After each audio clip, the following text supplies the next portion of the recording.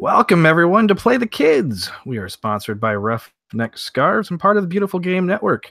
I am Kevin McCamish, and you can find me, as always, on Stumptown Footy and the USL Show. This week is actually a super fantastic. My normal co-host, Josh Duders, not here, unable to make it this week, but I think we got someone even better. T2 player, and I think usually captain when you're on the field, if I'm right. Josh Phillips is with us. Hey, thanks for having me. Appreciate it. Thank you very much for being here. Yeah, no problem. Been trying to kind of work this interview for a while, and kind of organize with Kevin and try to just find a time that works out. And two bye weeks or just one bye week that kind of goes a little bit longer. Yeah, one bye week that just runs like 10 days, something like that. A good little summer break. So yeah, a little mid-season break. So what I'm going to do is I'm going to go ahead and start interviewing Josh, and then I'll let him pop off so that way I don't take up too much of his time, and I'll finish off the normal episode. So Josh, you got to forgive me for starting off with this, but I'm going to give some people some background. You were born in Seattle, Washington, playing for the Crossfire and Sounders under 23, trialed in Germany, I think a little bit, came back, joined FC Tucson, and then your pro career kind of starts when you joined Colorado Springs in 2015, right? Correct. So we totally don't hold your Seattle upbringing against you. At Colorado Springs, I felt that you were a vital cog in their defense. From the outside looking in, to me, I think you always kind of seemed like a key member of the squad. I was always happier if for some reason you weren't in there when we played you versus when you were. So tell us a little bit, how did you make your way to the Timbers organization this season? So coming back to the Northwest was kind of always a goal of mine. My family's all in Olympia, Washington. Mm-hmm. And I have a young brother. He's 11, and felt like I was missing out on a huge part of him growing up and just being back in the part of the country that I love. So this off season, I kind of made it my mission to find a home back in the Pacific Northwest, and was in contact with the Timbers, and was really fortunate that they had interest and made it happen. So that was it happened pretty early on when the communication started. As soon as the season ended, I kind of just narrowed my team search to really, it ended up just being the Timbers, essentially, is where I wanted to play, and thankful enough that it worked out. Nice. That's what I like to hear. Yeah. So tell us a little bit about your kind of your place in the squad. Like I mentioned, you seem to get the captain's armband when you play. So I'm kind of assuming you're a leader both on and off the field. Yeah. I mean, I'm one of the older guys on the roster, and there's a bunch of like young guys that I think someday I'll be fortunate enough to say it. When I look at them on TV, I'll say I played with that guy. But yeah, there's a bunch of guys that don't have a lot of experience, and coming from last year, a bunch of guys that weren't accustomed to what it kind of takes to win in the USL, and they brought me in to be that kind of role on the field and kind of be a role of what it takes to be a successful player off the field. And yeah, I've been working with Cam and Gregor and how to be better at that role, and it's been a lot of fun for me. I've really enjoyed it. That's awesome. Are you at all trying to fight or earn your way potentially into an MLS contract, or are you just here mostly like to kind of help usher those younger players into just kind of how to be a really good professional soccer player? I mean, I definitely aspire to be an MLS player. That would be a dream come true to play for the Portland Timbers. So I don't know per se what's in the minds of the organization, but I just got to go out every day and do what I can to make everyone else better around me and keep improving my game. That's awesome. So tell us a little bit about how you provide leadership and kind of how maybe you share your experiences as a player with those that are still young, still developing their game, and just kind of how to how to be a good, a good professional? Yeah, so I think one thing that I offer a lot of insight on is that I've been around for a while, so I think I'm getting pretty close to 100 USL appearances, uh, and I've seen people come and go, and I've seen talented people come and go, and I mean all these guys that I'm in the locker room with every day, I don't want that to happen to them, so constantly trying to do my best to pick them up and make sure that they know the opportunity that's at hand, uh, and push them on the field. I mean, I'm think of myself as extremely competitive and pride myself at being a practice player. And if I can push somebody to fight an extra inch at practice, then I think I've won the day. Excellent. It's really good to kind of get this perspective that we, the media, but certainly as fans, like don't get to see. So in past seasons, I felt that there was more of a disconnect. And maybe there wasn't, but from the outside looking in, I kind of felt there was more of a disconnect between the first and second teams than maybe there needed to be. And how, like from a player perspective, how do you feel the communication is between the first and second teams? Like, do you feel all the coaches from Savarese down to Gregor are all on the same page? Yeah, it's pretty cool that I didn't. As I played at the Colorado Springs Switchbacks, I felt like there wasn't anybody watching the games. Like I was like, oh, I had a great game, but I highly doubt any MLS team in the nation was watching it. But now it's pretty cool because uh, all the staff will come up and talk about this or that in the game and this or that in practice and where you can improve and how you can be better. And it's pretty amazing. We we have a lot of first team guys that have came down and played with us this year, and they've all had outstanding attitudes, which is something that I didn't experience always in Colorado too. When you get one or two players on loan, but with us this close to them and eating lunch every day with a lot of the first team guys, and I don't know, it's pretty cool and pretty cohesive unit. It seems like. Well, that's actually really good because it kind of leads me into where I was going next. And again, I don't. I got to kind of compare this season to the previous three because you guys have been doing so fantastic in 2018 compared to previous seasons. But it feels like so many more players across the organization are on the same page than they have been in seasons past. So usually when first team players have been brought down to T2 in the past, it felt like it kind of disrupted chemistry and maybe the way T2 were trying to play. And in the past has ended up in kind of a far from ideal result, sometimes a little disastrous. But this season's seems to be much smoother. Chemistry seems to be much less disrupted. When you have players like Vitas, Espria, I think even David Guzman's came down for a game or two. Yeah, he did. So how does training work? Like, I don't, we don't, I haven't been out to the training grounds this year at all. In the past, T2 usually trains separately. Is that still kind of the same way, but the coaches obviously communicate more, or do you guys have more mixed trainings? Sounds like the camaraderie is like really good between all the players. Yeah, the camaraderie is great. The training sessions are going on at the same time, but are on different fields. So the first team will practice on one field, and we'll be training on the other. And players hop over when they're needed or when they're asked to. So there is some bounce back, I guess, for people switching, going back and forth and training with both teams. But yeah, I can't touch on years past because I don't know what it was like, but Yeah. I do know that this year it's pretty fluid. It doesn't seem like there's really a disconnect. It seems like everything is pre-planned and uh, there's an awareness of what's going on all levels.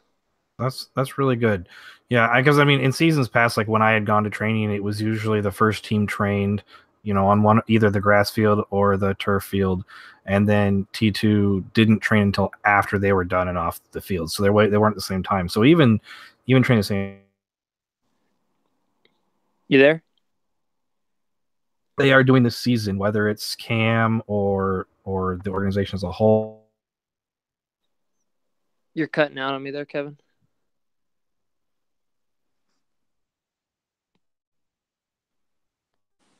You Which there? brings me to the next. Yeah. Did it fall out? Sorry, it cut out on me there for a second. Yeah. Well, that's all right. If you didn't catch my question, I'll repeat it. So, how do you feel T2 is doing?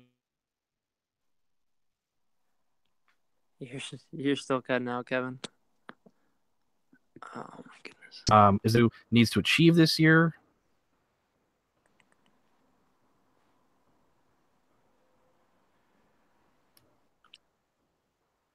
Are you there? Again, Yeah, sorry. I did not hear anything. It's just going blank on me. blank.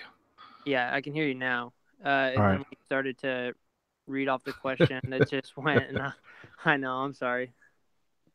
I actually got the high-speed internet package too, so it's pretty ridiculous. It's all right. So with T2 this season, statistically, best season ever. How do you feel T2 is doing? Are there any expectations among the players and or coaches on what T2 still needs to achieve this year? Oh yeah. I mean the coaches expect the most out of us. And same with the players. I don't think that we think we have achieved anything yet. Uh, and we haven't. I've This is my fourth year in the league, and it's midway through the season. Nobody will remember the first half of the season if you don't go out and perform the second half of the season. And I think that is uh, something that Cam has made clear, and he's said multiple times that we should be hunting for a trophy this year because of the talent that we have in the room. And I mean, I definitely believe in it. I think the guys believe it, and I don't think that we, as a group, think that we've accomplished anything yet, which is awesome. Cool. Well, you guys are. It's certainly exciting this year to kind of watch how things go. I know that the two most recent games probably did not go as where you guys were hoping. Yeah. I know it was the first time this season you took two losses in a row. Do you want to talk about either of those games at all? I know when we lost to OKC Energy at Providence Park, that was a 2-1 loss. You were on the bench.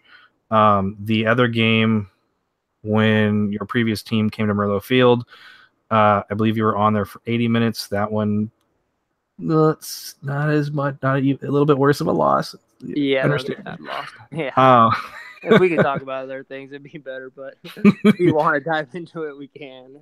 it's all good. Just like maybe just real quick, what do you guys do as players to kind of like prepare yourself for the next game when something like the Colorado loss happens?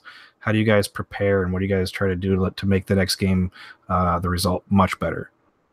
I mean, usually you try and get away from it. Like I'll go home and usually watch the game over, but after that, take what I need to take from it, and then forget about it. Essentially, forget about the result and take from it bits and pieces that you can improve in. And Don't end up I think on a podcast where you're talking about the loss. yeah, and don't end up on a podcast talking about how you got just destroyed. But yeah, and then and then I mean, get out and compete. I think for me is the biggest thing. Like to get out the next training session and get it out there and just work hard. And I don't know. I think that's the biggest thing after taking a loss is to get out and compete and get everybody on the same page and get everybody hungry again to get a result. Okay, cool. Well, I think you guys will do just fine when you travel to Fresno. Yeah, Is it away to Fresno? I believe it is. On the 30th. Yeah. Yeah. So, one last question, and as someone who was born in Seattle, I'm gonna have to ask this. Yeah. How much do you hate the Sounders? And note that only answers quote a lot or above will be accepted. Yeah, I'm a little salty. I grew up there. I went to the first March. My family was season ticket holders up until the day I signed as a Timber. Uh, so I mean, I grew up going to all the games. I went to the majority of the Timbers versus Sounders games growing up, and yeah, there's nothing more than I want to stick it to them every time we play. I'm just like kind of like a born in Seattle Timber for life type of person. So yeah, I'm completely on board with just the the disdain for them here in Portland. You there? Oh, not again. Kevin? Are you there? Yeah, did I cut out on you or did you hear me? You cut out on me this time, although I may have actually cut out. Or your family had stopped being season ticket holders the day you signed in March. Yeah, so that's where I cut off. Yep. Yeah, so yeah, they dropped their season tickets the day I signed, and I'm completely on board with the disdain from the city of Portland towards Seattle. I think it's pretty great, and I don't know if you caught it, but I said I'm like a Seattle-born Timbers for life type of person now. So Nice. There's a Timbers Army Covert Ops group, TACO, if you will. I just joined that. So those are the Timbers fans that live in and have been and work up in Seattle. So there you go. I might have to seek them out when I'm up there. Awesome. Well, hey man, I really appreciate you coming on the show. I know there was a couple little cutouts there, but nothing I can't fix in editing. Really appreciate you coming on, taking the time, and it was lots of good information. Really thanks, man. Yeah, no, thank you so much for having me. It's pretty neat being in a city like Portland and all the support that is around us. Awesome. Cool. Well, you have yourself a fantastic night, man. And then if you're looking for this episode, it'll be out tomorrow morning, hopefully. Playthekids.com. Perfect. I'll give it a listen. Awesome. Thanks, man. Yeah, thank you, Kevin. Bye.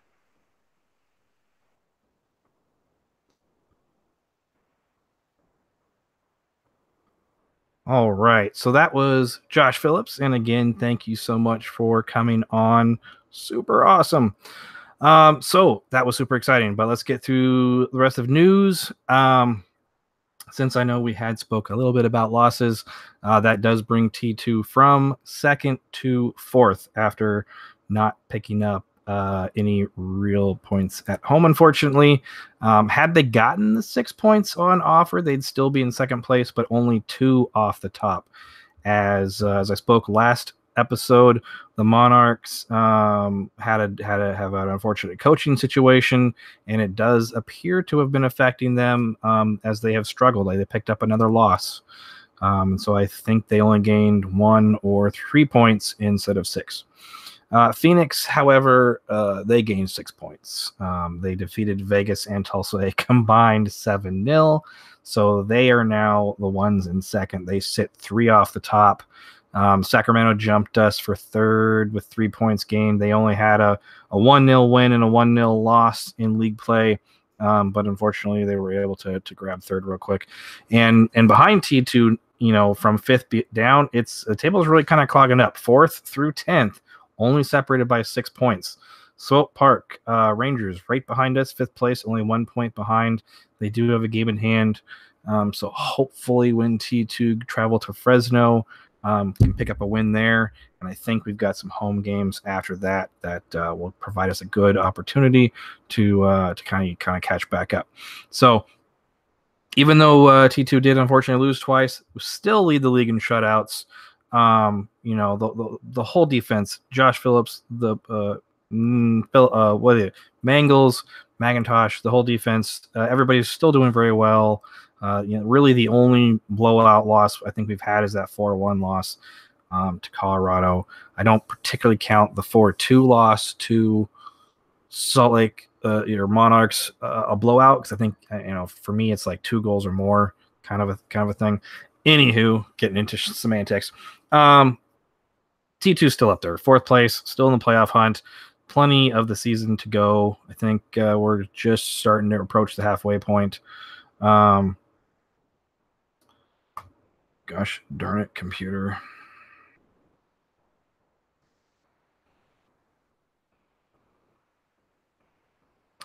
So obviously the losses hurt a little bit. T2's previous blazing 1.857 points per game pace has unfortunately slowed to 1.625 points per game over the 16 games they've played now. Like I said, mentioned to Josh, first time the entire season T2 have lost consecutive matches, but you got to look at the bright side because for a team that did almost nothing but lose consecutive games in the previous 3 seasons, getting almost halfway through the season before it even happens for the first time, huge improvement. So don't look too bad at these 2 games. I think with the way we've talked about T2 in the past, a significantly different season in 2018. Improvements across the board. So many players are doing so well.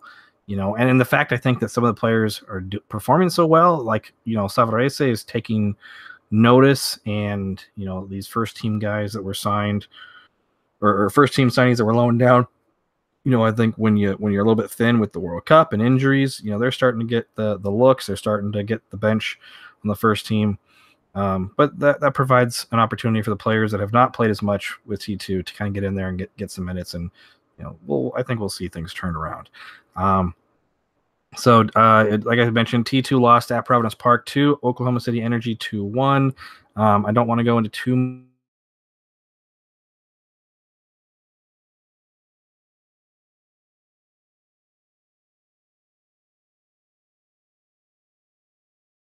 his team lead was just, I had not expected OKC to try so hard. I literally had mentioned the last episode, which was recorded the night before the game happened. I was like, 6 points, super easy, because OKC is a garbage team, and if we beat Colorado at home, of course we'll beat them at, or beat them away, we'll beat them at home at Merlo Field, no problem. So unfortunately, I was wrong, and I guess maybe I kind of jinxed the team. I don't know. Whoops. But the thing that I took away is I just wasn't expecting Oklahoma City to try so hard. I was pretty truly shocked at their ability, at their pressing and their energy. Former Timbers Khalif Al Hassan apparently signed for OKC Energy, and I didn't realize that until he was playing, and then I think assisted on the first goal 6 minutes in. So I think if I was shocked that OKC Energy came out to play, I think maybe T2 was as well. But like I said, OKC Energy went up in the 6th minute. Langsdorff got him back in the game in the 48th or 50th minute. I don't remember. But he came back, tied at 1-1. Just unfortunately, T2 dropped that final goal towards the end in second half, and that was going to be about it, unfortunately. Good news, though, Timbers won the 5th round of the U.S. Open Cup, 1-0 versus LA Galaxy. Also a game I'm not really going to get into since there wasn't really any T2 involvement. The nice thing with that one is MLS had the week off for World Cup, so mostly full-strength squad from both sides. Timbers were the victor, which was really good. The key takeaway from this one is actually last night. Let's see, this is Thursday the 21st. So yeah, last night, Wednesday 20th, Los Angeles Football Club, the other LA team, they defeated Sacramento Republic 3-2. So LAFC, I guess they host. They'll be hosting the Timbers in the quarterfinals in July. It took LAFC until the 89th minute to get the game winner. So kudos to Sacramento for putting up such a good fight and representing the USL pretty well against the expansion side. And then really interestingly with this whole thing, I think the Timbers are going to be spending a number of days in Los Angeles because they will travel down to LA to play LAFC in league play, in MLS league play, and that'll be on Sunday, July 15th. And the quarterfinals are scheduled just 3 days later, July 18th. So they won't have to go anywhere. Travel to LA on Sunday or Saturday and stay until Thursday probably.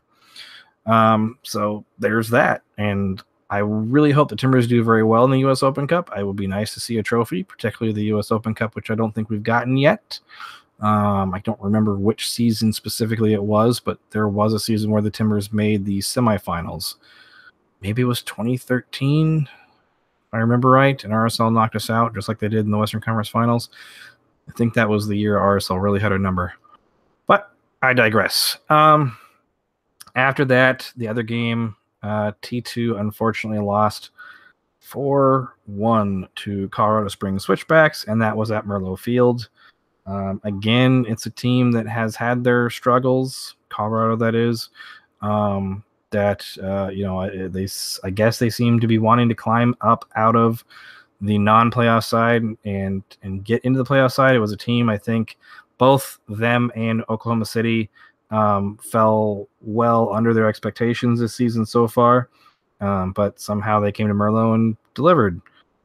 They delivered T2 their second four goals against match of the season and got all 3 points, unfortunately. Harold Hansen, though, scored his first pro goal, and Modu Jadama gets his first assist of the season. That was the Timbers going up 1-0 early on in the first, and then it just kind of all sort of goes wrong after that.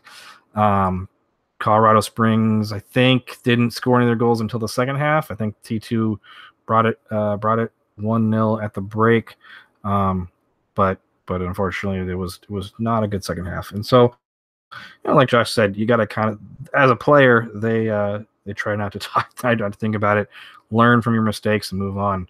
So, I think we'll kind of go with that. I'm thinking at this point I'm going to be going with a short episode since I don't have my usual Josh, Mr. Duder, and the interview with Mr. Phillips went a little bit faster than I expected, but that's all right. Players to watch. Well, Josh Phillips, of course. I do enjoy watching him play when he gets a chance. I think being on T2, it's you got to kind of rotate and provide, and everybody's got to get minutes. More rotation maybe on a second squad like that than a more independent-ish side like Colorado, or a fully independent side like some of these other USL teams. But I think overall it's good to watch all these different players play. Like I had mentioned earlier, a lot of them, these two losses aside, have been doing fantastically, and that's starting to earn them looks for the first team. So I have the hope that maybe we'll stumble a little bit this early summer, June, July-ish, a little bit here, a little bit there. But I think if the other players that maybe weren't getting as many minutes in the first half of the season get more minutes and get up to that level where T2's been at this year, I think we'll do just fine. So I think it'll be good. But yeah, just keep an eye out for T2. I think everybody's watching T2. Everybody kind of looks looks to me to like, how are they doing? Because I get a lot of questions about T2 and the USL in general, since I'm on the USL show and I'm one of the only people that has ever been paying attention to T2 in all 4 seasons of its existence. To think of Josh Phillips, like I mentioned, like I've watched him since he's played in USL. I watched him with Colorado Springs, and when we played them, and I was like, if he was on the 11, I was like, oh man, T2 is going to have a rough go. And I don't know if he ever wasn't. Last season, I believe he played every single game. So the 2 seasons before that, I think he kind of worked up like 28, like 30 games, and then like 32. So yeah, I mean, he actually might be over 100 games now. I think he's right. He's getting pretty close. Anywho, great player. I was super excited when he signed. I was like, that's awesome. Like that, when the Timbers assigned him, I knew our defense was going to get better, and it certainly has. Again, the 2 losses aside. So no 4th division news. Nothing from PDXFC, FCM Portland, Lane United, or the under 23s, since unfortunately Duder was not able to make this episode. Up next for T2, they travel to Reno on June 30th. I think I was wrong. I said Fresno earlier, didn't I? The Timbers had already gone, or T2 had already gone to Reno, but I must be wrong. Let me just double check this real quick. Yep, Saturday, June 30th, they travel to Reno. I was mistaken. I was thinking Fresno because that's the next home game. So right after they travel to Reno on the 30th, they come back to Merlo, take on Fresno on July 8th, and then 2 more home games right after that. So this episode, it's going to go up a week earlier. I know I've been trying to do every other Friday. At minimum, I have been sticking to Friday releases, which makes me very proud. But this week, we're going to go up a week earlier due to some scheduled maintenance at the Beautiful Game Network. So since their scheduled maintenance is going to be occurring all week next week, and that's code for the one guy who uploads my episodes on the network is going to be on vacation. Love you, Mike. That's going to prevent an episode from being uploaded on my normal day. And since Josh was available today, I think it all really worked out. So this week, this episode, then there's going to be 3 weeks off for us, kind of our own little summer mid-season break for Play the Kids. So our next scheduled episode should be out Friday the 13th, July 13th. Ooh, hopefully none of you are what's the word? I don't remember. Anyway, so you can find me on the internets. I am at KMcCamishPDX. I am also sometimes behind at Stumptown Footy when tweeting about the T2 games.